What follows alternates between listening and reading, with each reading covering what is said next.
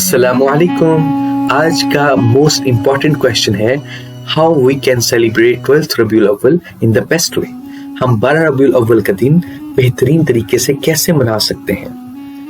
Number 1 point ہے رسول اللہ صلی اللہ علیہ وسلم کی مبارک سنتوں پر عمل کیا جائے، مکمل عمل کیا جائے. حضور صلی اللہ علیہ وسلم کی زندگی کو پڑھا جائے، سمجھا جائے اور اس طرح کی زندگی گزارنے کی کوشش کی جائے. یہ پوائنٹ نمبر 1 ہے. اگر ہم ہمارے نبی صلی اللہ علیہ وسلم کے ساتھ سچی محبت کرتے ہیں تو نمبر 1 پوائنٹ پر عمل کرنا ہوگا. یہ بہترین طریقہ ہے کہ اپنے نبی صلی اللہ علیہ وسلم کے ساتھ اپنی محبت کو ظاہر کریں اور ان کی محبت حاصل کریں.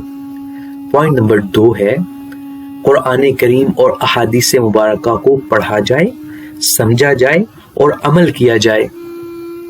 جی، قرآن پاک ہی وہ کتاب ہے جو ہمارے نبی صلی اللہ علیہ وسلم کا سب سے بڑا معجزہ ہے، جس نے عرب کے بدوؤں کو کٹا ٹوپ اندھیروں سے نکال کر زمانہ کا امام بنایا ہے، زمانے کا معزز ترین انسان بنایا ہے.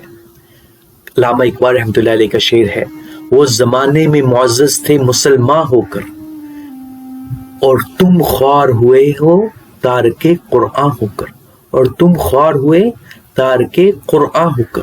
آج ہم نے قرآن کو چھوڑا ہے، قرآن پر عمل کرنا بند کیا ہے، قرآن کو سیکنڈری اور ٹرشری حیثیت دی ہے. اپنی زندگی کے اندر، اپنی معاشی، معاشرتی اور سیاسی زندگی میں قرآن کو پیچھے رکھ چھوڑا ہے. تو آئیے دیکھتے ہیں ہماری حالت کیا ہوئی ہے. Even animal rights are more protected than the Muslim rights in the world. Dual standards of the Western countries are quite evident, like the sun shining in the day. جیسے سورج دن کی روشنی میں چمک رہا ہوتا ہے، کوئی اس سے انکار نہیں کر سکتا. آپ نے دیکھ ہی لیا ہے کیسی ہے دنیا کی منافقت مسلمانوں کے بارے میں. یہ کیوں ہے؟ صرف ایک وجہ ہے، ہم نے اپنے نبی صلی اللہ علیہ وسلم کی زندگی کو پشت پش ڈال دیا اور قرآن پاک کو سیکنڈری حیثیت دی. قرآن پاک کو الماری میں بند کر چھوڑا، اس کو بس تویز کے لیے، اس کو بس دم درود کے لیے اور ختم کے لیے ہم نے اس کو رکھ چھوڑا ہے اور اس کا ہم نے کوئی یوز نہیں کیا. حالانکہ یہی تو وہ کتاب ہے جو ہماری زندگی کو تبدیل کر سکتی ہے. اس پر عمل کر کے ہم دنیا کو چینج کر سکتے ہیں، اپنے آپ کو بہتر بنا کر دنیا کو بھی ہم چینج کر سکتے ہیں. اس کے علاوہ ہمارے پاس کوئی چارہ نہیں ہے. جی، پوائنٹ نمبر 3 کی طرف آتے ہیں. معراج مصطفیٰ کا صلی اللہ علیہ وسلم کا جو تحفہ ہے، یعنی 5 وقتہ نماز، 5 نمازیں ایک دن میں ہمارے نبی صلی اللہ علیہ وسلم کو ایز اے گفٹ ہمارے اللہ تعالیٰ نے دی تھی. معراج مصطفیٰ صلی اللہ علیہ وسلم کے موقع پر ہم ان کو باجماعت ادا کرنے کی کوشش کریں، ان کو مس آؤٹ نہ کریں، ان کو سیکنڈری اور ٹرشری حیثیت اپنی لائف میں نہ دیں. It is the most important pillar of Islam, so give it importance, due importance. 5 وقت کی نمازیں پڑھیں، ٹھیک ہے جی. پوائنٹ نمبر 4، رسول اللہ صلی اللہ علیہ وسلم کی سیرت طیبہ، اخلاق کریمانہ اور حلیہ مبارکہ کو اپنایا جائے. اگر آپ ہمارے نبی حضرت محمد صلی اللہ علیہ وسلم سے سچی محبت کرتے ہیں تو آپ کو کیوں ویسٹرن کنٹریز کے کسٹمز، کلچر اینڈ ویلیوز اچھی لگتی ہیں اور اپنے نبی حضرت محمد صلی اللہ علیہ وسلم کا جو حلیہ مبارک ہے، ان جیسا جو طرز زندگی ہے، وہ آپ کو اچھا کیوں نہیں لگتا؟ اس منافقت کو ہمیں تھوڑا سا اینالائز کرنا ہوگا کہ ہم چاہتے تو مرنا تو چاہتے ہیں مدینے میں، لیکن مدینے والے کی زندگی کو اپنانا نہیں چاہتے. یہ ایک پوائنٹ ہے جو ورتھ مینشننگ ہے اور ورتھ نوٹنگ ہے، جس کو ہمیں سوچنا بھی چاہیے، اس کو اپنے ذہن میں رکھ کر اس پر عمل کرنا شروع کرنا چاہیے کہ ہم کیسے اس منافقت سے باہر نکل کر ہمارے نبی حضرت محمد صلی اللہ علیہ وسلم سے سچی محبت کر سکتے ہیں. جی، پوائنٹ نمبر 5 ہے رسول اللہ صلی اللہ علیہ وسلم کی آفاقی تعلیمات کو اقوام عالم میں پہنچایا جائے. دیکھیں، ہمارے نبی صلی اللہ علیہ وسلم اللہ تعالیٰ کے آخری نبی ہیں. हमारे नबी सल्लल्लाहु अलैहि वसल्लम ने खुतबा हज्जतुल विदा के मौके पर फरमाया था, जो कुछ तुम्हें पता है, जो कुछ मैंने तुम्हें सिखाया है, उसको आगे पहुंचाओ। तो हमारे नबी सल्लल्लाहु अलैहि वसल्लम की लास्ट प्रॉफिटहुडनेस की वजह से, खातमुन नबीयीन होने की वजह से सल्लल्लाहु अलैहि वसल्लम, तो हमारी ये ड्यूटी बनती है कि हम हमारे नबी हज़रत मोहम्मद सल्लल्लाहु अलैहि वसल्लम की जो तालीमात हैं उनको दूसरी कौमों तक पहुंचाएं। लेकिन उससे पहले ज़रूरी ये है कि हम पहले खुद उन पर अमल करें, फिर दूसरों तक पहुंचाएं। जी, नंबर जो छठा नंबर है वो है रसूलुल्लाह सल्लल्लाहु अलैहि वसल्लम का जिक्र खैर किया जाए और कसरत से दुरूद शरीफ पढ़ा जाए।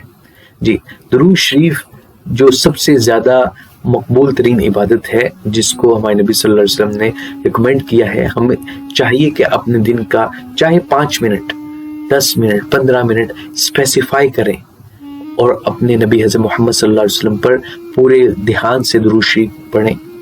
उनके लिए, उनके दर्जात की मजीद बुलंदी के लिए दुआ करें। उनकी उम्मत मुस्लिमा जो हमारे नबी मोहम्मद सल्लल्लाहु अलैहि वसल्लम जिसके लिए बहुत ज़्यादा परेशान रहते थे, दुआएं करते थे, उम्मत मुस्लिमा की भलाई के लिए कोशिश करें, दुआ करें, अमल करें, सदका दें गरीबों को और अपने आप को मोर प्रोडक्टिव बनाएं।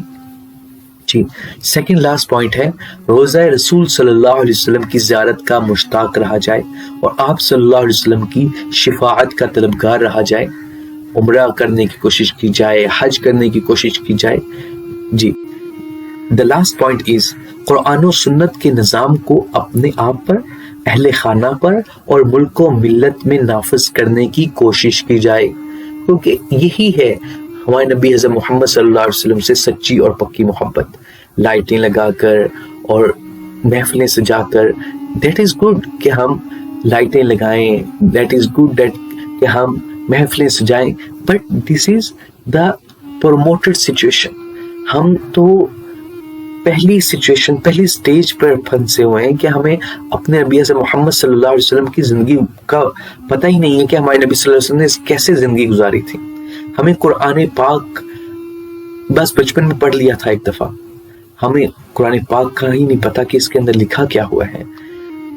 अगर हम कुरान पाक के पक्के और रिसर्चर बन गए हैं, कुरान पाक को तजवीद के साथ पढ़कर उसके ऊपर अमल करने वाले बन गए हैं, हमारे नबी हज़रत मोहम्मद सल्लल्लाहु अलैहि वसल्लम की मुकम्मल सीरत को हमने पढ़ लिया है, लेकिन ये बहुत इंपॉर्टेंट पॉइंट है, बहुत इंपॉर्टेंट बात है कि हम जो हमारे नबी सल्लल्लाहु अलैहि वसल्लम का असल मिशन था, असल मकसद था, जिनके लिए, जिस मकसद को हासिल करने के लिए हमारे नबी सल्लल्लाहु अलैहि वसल्लम ने ताइफ के पत्थर भी खाए और मक्का वालों से जुल्म भी सहा।